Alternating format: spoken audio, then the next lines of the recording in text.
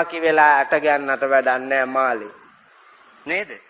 නාකි වෙලා පන්සලට ඇවිල්ලා ඇට ගයිනවා බෝ ගහ යට.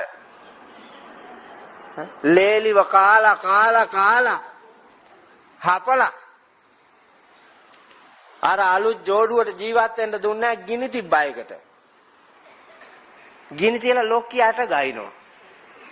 උඩ දිසාවේද යට දිසාවේද උතුරු දිසාවේද දකුණු දිසාවේද නැගෙනහිර දිසාවේද බටහිර දිසාවේද දස දිසා භාගේ යෝ සියලුම සත්වයෝ නිදුක් වේවා නිරෝගී වේවා සුවපත් වේවා දුකින් මිදේවා නිවන් දකිත්වා.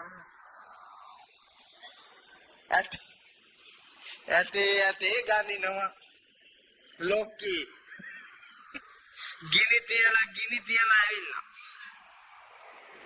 ඇටවලින් යයිද දැන්නේවා. අර ගිනි තියාපු වාරයක් ගානේ අරුන්ට දීපු දුක් ගිනි කන්දරාව පත්තු වෙලා දැවිලා තමා නතර වෙන්නේ.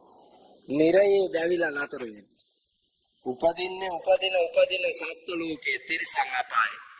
ඔය නයි වෙලා ඉන්නේ, පොළොංගු වෙලා ඉන්නේ, කොටියෝ වෙලා ඉන්නේ, ව්‍යාග්‍රයෝ වෙලා ඉන්නේ, දිවියෝ වෙලා ඉන්නේ, මුගටියෝ වෙලා ඉන්නේ.